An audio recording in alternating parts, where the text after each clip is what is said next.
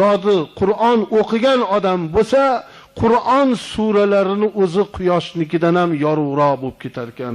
Qabrga o'qigan Qur'onlari, tasbihlari hammasi hamroh va eng yaxshi ko'rgan shu dunyodagi do'sti, bir kun ko'rmasa sog'inadigan do'stining suratida munkir nakir kirarkan.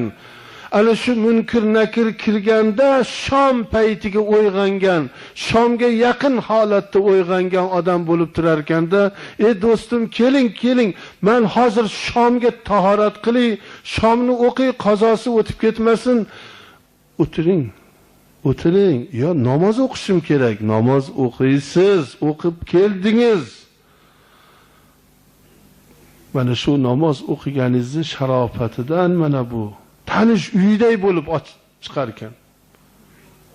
Do'sti turibdi, keyin aytar ekan, "Siz bu dunyodan o'tgansiz, qo'rqmang.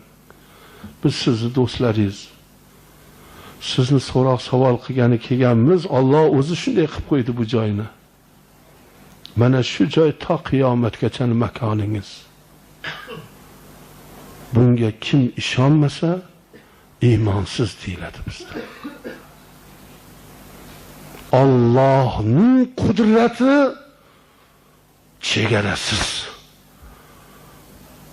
Unga donolik qilib qandoq bo'larkin demang. Qandoq quyosh yonib turibdi. Shuni bilavering.